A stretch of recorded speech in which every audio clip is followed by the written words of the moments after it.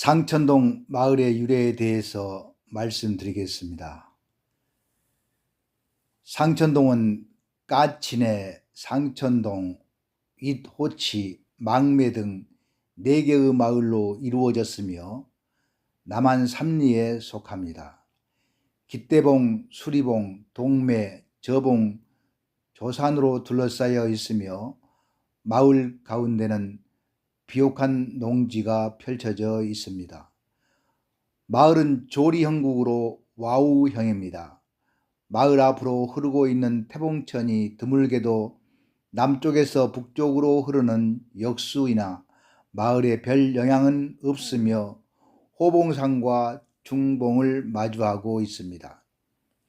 풍수적으로 복이 많으면 넘치는 형국이지만 편안한 생활을 즐길 수 있는 지형입니다. 특히 물이 좋아 농사짓기에 좋은 마을입니다. 1789년 호구총수에는 마을 이름이 나오지 않습니다만 1917년에 조선 멸리동 일남에서야 상천동으로 표기된 것을 볼 수가 있습니다. 4개의 마을 중에서 제일 먼저 형성된 마을은 상천동입니다. 상천동은 좋은 샘이 있어서 붙여진 지명입니다. 대지 형국인 뒷산에서 대지의 젖꼭지에 해당하는 자리에서 물이 솟아나는데 수량이 많을 뿐 아니라 물맛이 좋기로 널리 알려진 샘이었습니다. 뿐만 아니라 마을에 저수지가 없어도 농사를 지을 수 있을 만큼 물길이 좋아 편안하게 농사 지을 수 있는 터입니다. 수량이 풍부할 뿐 아니라 여름엔 시원하고 겨울엔 따뜻해서 마을 주민뿐 아니라 주변 마을 사람들에게까지 사랑을 받았습니다. 특히 맞은편 마을인 태봉 사람들은 마을에서 당산제를 지낼 때 일부러 이 마을까지 와서 샘제를 지내고 돌아가기도 했다고 합니다. 이 마을의 입향조는 화설당 마을에서 분가해온 유종자간 1637년에서 1702에 살아시던 분인데요. 자는 종자인입니다. 화설당 유웅공의 아들입니다. 공은 이 마을에서 문화유시 집성촌을 이루며 살았습니다. 상천동에 들어서 있는 집들은 대부분 좌향이 북향입니다. 지형적인 영향도 있지만 풍수적인 탓도 있습니다. 즉 뒷산이 죽은 대지 형국으로 저봉이라 부릅니다. 주민들은 집봉이라 부르고 있습니다. 풍수적으로 보면 까치내의 까치가 죽은 돼지를 먹으려고 날개를 펴고 있으나 수리봉의 매가 눈을 부라리고 있는 형국입니다. 해서 서로 긴장관계가 유지되고 있어 마을 어딘가에는 좋은 터가 있어 보이는 지형입니다. 망매 마을은 상천동에서 분가한 신생 마을입니다. 마을에는 상천교회가 자리 잡아 있습니다. 복룡리의 대곡 마을에서 시작된 신앙이 결실을 맺어 세워진 교회입니다. 호치 마을은 지형이 호랑이 이빨 보인다는 의미로 이름만큼이나 억센 마을이었습니다. 실제로 예지인이 이 마을 앞을 지날 때면 발소리를 줄여야 할 만큼 조심을 해야 했다고 합니다. 해방 후 목포 형무소 탈옥 사건 때는 죄수들이 승달산 기슭을 타고 도망하면서 이 마을에 숨어들어 많이 잡혀 죽임을 당하기도 했습니다. 예전에는 국도 1호선이 마을 앞을 지났을 뿐 아니라 주막이 3개나 있을 정도로 교통의 중심지였습니다. 1945년 청계 북국민학교로 개교한 청계 북초등학교가 있습니다. 마을의 한쪽 동매 뒤에는 절고랑이라 부르는 곳에 중림정사라는 사찰이 있습니다. 40여 년 전에 목포에서 사업을 했던 박창규 씨가 어머니의 명복을 빌리기 위해 세운 절입니다. 원래 대밭이 있어서 중림정사라 이름 붙인 이 사찰은 찾아오는 신자가 많습니다. 이 절고랑은 작은 골이라고도 부르며 작은 시장이 개설되었었다고 합니다. 또한 이곳이 작은 골이라면 무한읍 성남리 대곡은 큰 골에 해당되며 그곳에도 큰 시장이 열렸다고 하나 확인할 수는 없습니다.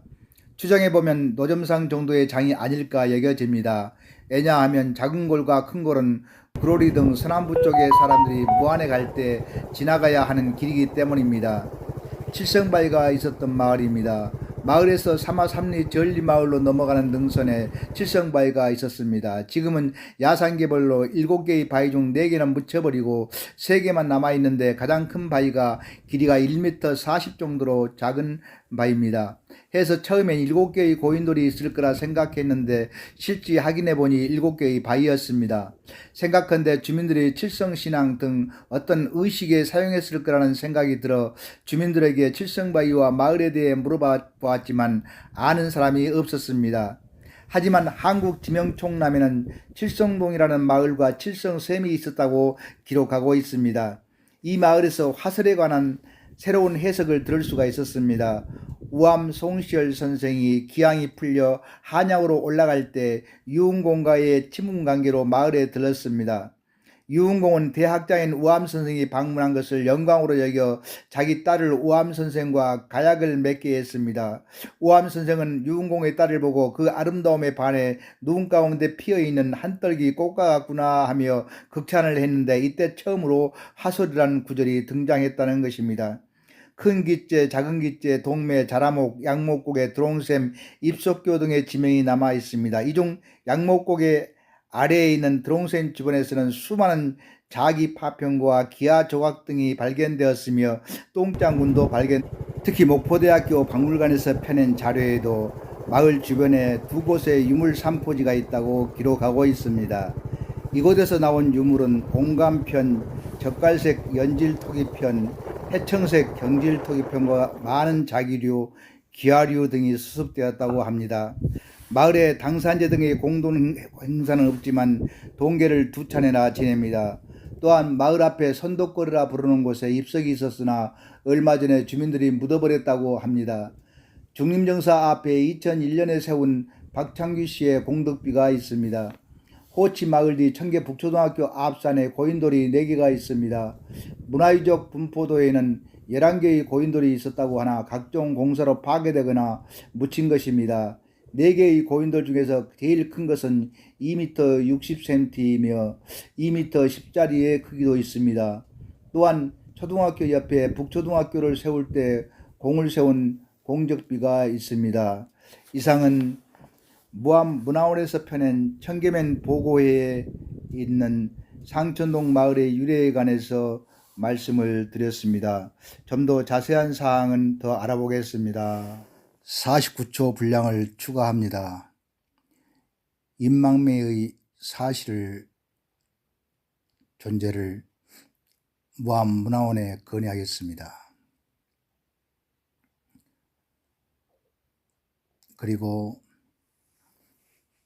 현재는 청계 북초등학교에는 실내 체육관이 건설 중이고요. 그리고 그 앞에는 한진택배회사가 새롭게 자리를 잡고 있어서 초등학교 근방은 상당히 복잡한 그런 곳이 되었습니다. 이상입니다.